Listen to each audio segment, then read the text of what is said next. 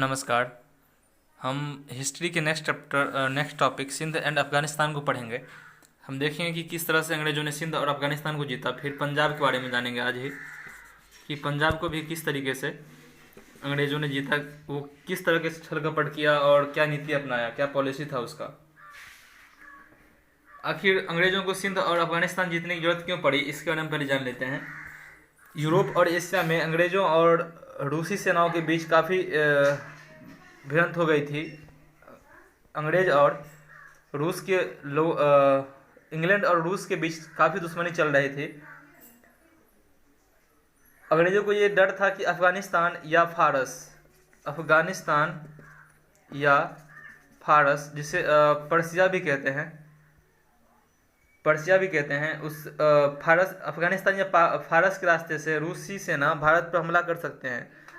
सिंध की विजय इसी का परिणाम था कि अंग्रेज़ों ने सिंध को जीता। रूस को रोकने के लिए ब्रिटिश सरकार ने अफ़गानिस्तान और फारस में अपना प्रभाव बढ़ाने का फैसला किया। उसने यह भी तय किया कि यह नीति तभी सफल हो सकती थी, यह पॉलिसी जो उसने बनाया अफ़गानिस्तान और फारस को जीतने का, कि यह तभी सक्सेस हो पाएगा जब सिंध को ब्रिटिश नियंत्रण में लाया जाए। जो सिंध का टेरिटरी था वो पूर्णतः ब्रिटिश कंपनी के अंदर आ जाए। और इसके अलावा एक और कारण ये था कि सिंधु नदी, इंडस रिवर ट्रेड के नज़रिए से भी बेहतर था और वो चाहता था कि इस नदी के द्वारा हम ट्रेड कर सके, इसलिए भी उसने सिंध को जीतना चाहा। दो कारण था इसके पीछे। तो अब आते हैं घटनाओं पे। 1832 में एक ट्रीटी पे साइन हुआ जिसके द्वारा सिंध की सड़कों और नदियों को ब्रिटिश व्यापार के लिए खोल दिया गया। ये 1832 के ट्रीटी के अकॉर्डिंग हुआ था। जो सड़कें थी सिंध के और जो नदियां थीं उसको खोल दिया गया ब्रिटिश ट्रेड के लिए। सिंध के अमीर कहलाने वाले सरदारों से 1839 में एक सहायक संधि पर हस्ताक्षर किया गया था, अलायंस ट्रीटी पर। फिर बाद में कुछ दिनों बाद ऐसा हुआ कि ये जो संधियां हुई थी, ट्रीटी हुई थी, इन सभी संधियों को भुला करके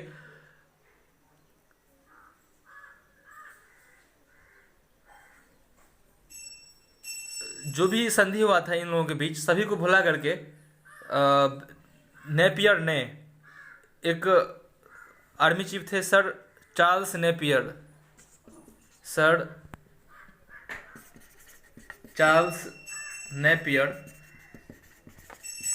ने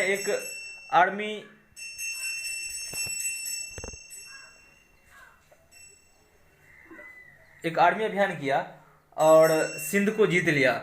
जबकि इस ट्रीटी में ये सब शामिल था कि सिंध पर कोई आंच तक नहीं आएगी, सिंध को कोई बाहरी आक्रमणों से बचाएंगे, लेकिन यही लोग सिंध को जीतने के लिए अपनी आर्मी को लेकर चले गए थे।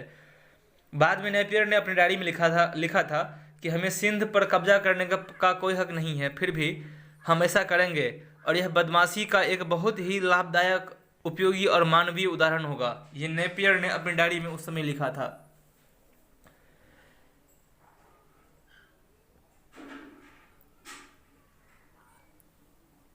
इस काम के बदले नेपियर को लगभग 7 लाख रुपए इनाम स्वरूप मिला था।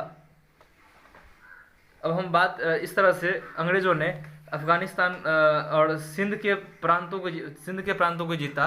अब हम पंजाब के बारे में चर्चा करेंगे। पंजाब, जून 1839 में पंजाब के महाराजा रणजीत सिंह की मौत हो जाती है और बाद में पंजाब में राजनीतिक अस्थिरता फैल गई थी। जून 1839 में महाराजा रणजीत सिंह की मौत के बाद पॉलिटिकल अनस्टेबिलिटी पंजाब में स्टार्ट हो गया था और वहाँ ताबड़तोड़ सरकारें आई और गिर गईं। एक राजा आया, फिर उसे मार दिया गया, किसी कारण से उसे गद्दी से हटा दिया गया, नया राजा आ जाया करता था। स्वार्थी और भ्रष्ट नेताओं का बोलबाला हो गया था और अंत में सत्ता बहादुर और देशभक्त मगर एक अनुशासनहीन सेना के हाथों में आया, जो बहादुर था लेकिन देशभक्त भी था, लेकिन वो अनुशासनहीन था, अनडिसिप्लिन्ड था वो। इसके बाद अंग्रेज सतलज पार 5 पानियों के देश को लालच भरी निगाहों से देखने लगे थे। पंजाब को 5 पानियों का देश भी कहा जाता है। अंग्रेज इसी स्थिति का फायदा उठा करके पंजाब पर अपनी निगाह गड़ाए रखा था। और हालांकि 1809 में रंजीत सिंह के साथ एक अस्थाई संधि हुई थी, जिसमें अंग्रेजों ने ये वचन दिया था कि हम दोस्ताना तरीके से रहेंगे आपके साथ, कभी युद्ध नहीं करेंगे। लेकिन जब मौका आया तो अंग्रेजों ने इस मौके को गंवाना चाहा नहीं और उसने युद्ध करने का सोचा, लड़ाई करने के लिए सोचा।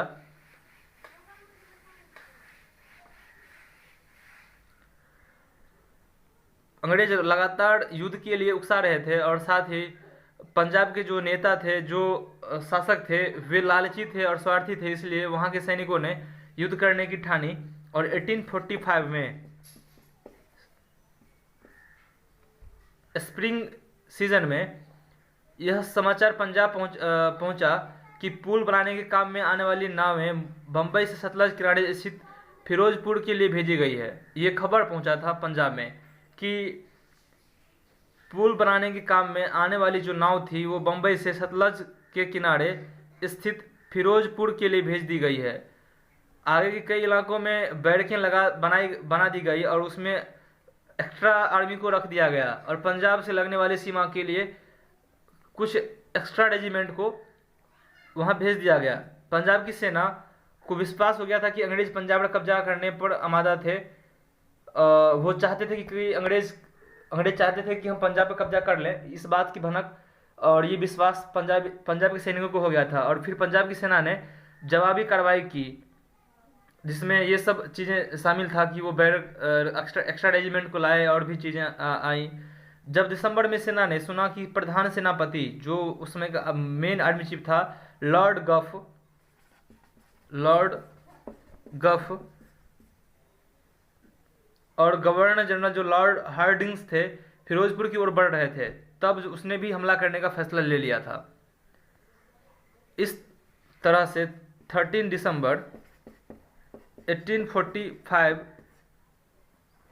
को दोनों आर्मी के बीच लड़ाइयाँ स्टार्ट हो गई। इस विदेशी खतरे के आगे हिंदू, मुसलमान और सिख फौरन एक हो गए थे। चूँकि अंग्रेज विदेशी थे और उससे पहले तक जो पंजाब के हिंदू थे, मुस्लिम और सिख थे, तीनों आपस में धर्म के लिए लड़ रहे थे। लेकिन जब उन्होंने समझा कि ये बाहरी लोग हम पे और भी अत्याचार करेंगे, तो उन लोगों ने साथ मिलकर लड़ना शुरू किया। पंजाब की सेना हालांकि बहुत बहादुरी से लड़ा, लेकिन वो बहुत देर तक टिक नहीं सके और उसके कुछ नेता पहले से ही अंग्रेजों के साथ मिले हुए थे, जिसके कारण युद्ध में अंतिम विजय अंग्रेजों की होनी तय हो गई थी। उस समय का जो प्रधानमंत्री हुआ करता था पंजाब का, जिनका नाम राजा लाल सिंह, और प्रधान सेनापति मिस्टर तेजपाल सिंह का शत्रुओं के साथ बहुत ही साठगांठ था अंग्रेजों के साथ। वे लोग गुप्त रूप से संधि किए हुए थे और कई एग्रीमेंट उन लोगों के बीच पहले से ही हो गई थी। पंजाब की सेना हार मानने के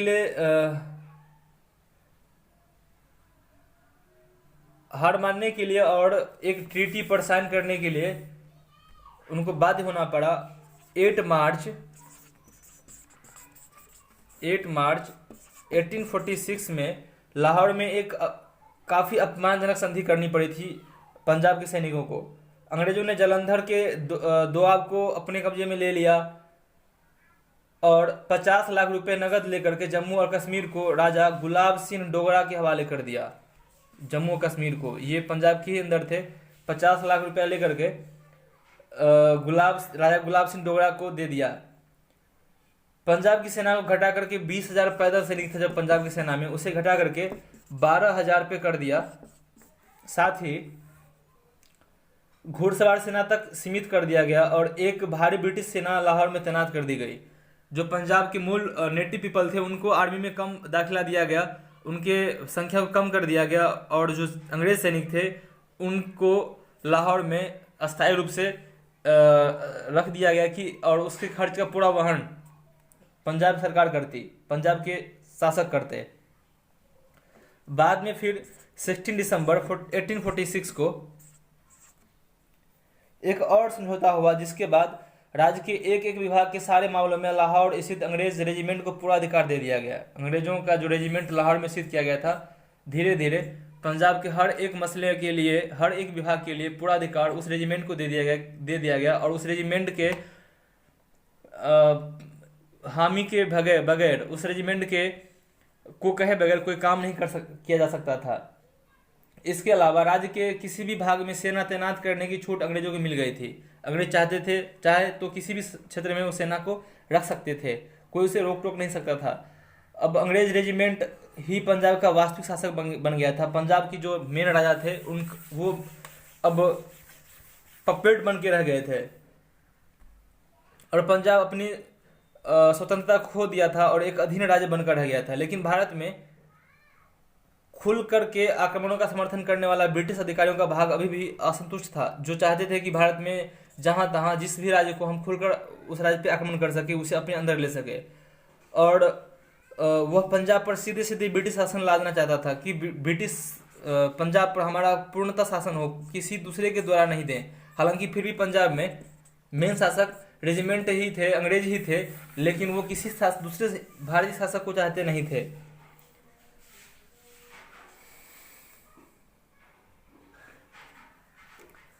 इस ये चाहत भी अंग्रेजों की जल्द ही पूरी हुई और वो 1848 में हुआ, जब कुछ देशभक्त पंजाबियों ने अलग अलग स्थानों पे विद्रोह कर दिया। इसमें से दो प्रमुख विद्रोह के नेता मुल्तान के मूलराज और लाहौर के छत्तर सिंह अटारीवाल थे। एक थे मुल्तान के मूलराज और लाहौर के छत्तर सिंह अटारीवाल, ये दोनों प्रमुख विद्रोही नेता थे। एक बार फिर पंजाबियों की निर्णायक हार हुई थी इन दोनों के नेतृत्व में, और इस अवसर का फायदा उठाकर लॉर्ड डलहौजी ने पंजाब को पूर्णतः अपने कब्जे में कर लिया। इस तरह भारत का अंतिम स्वतंत्र राज्य भी ब्रिटिश साम्राज्य में मिल गया, वो राज्य पंजाब था। यहाँ तक में किसी को कोई परेशानी हो, समझने में दिक्कत हो, कृपया ज़रूर बताएं। लेकिन जब आप पढ़ने के लिए बैठें तो ज़रूर इस बात को समझें, कॉपी पेन को लें और कुछ बातों को नोट कर लें। धन्यवाद।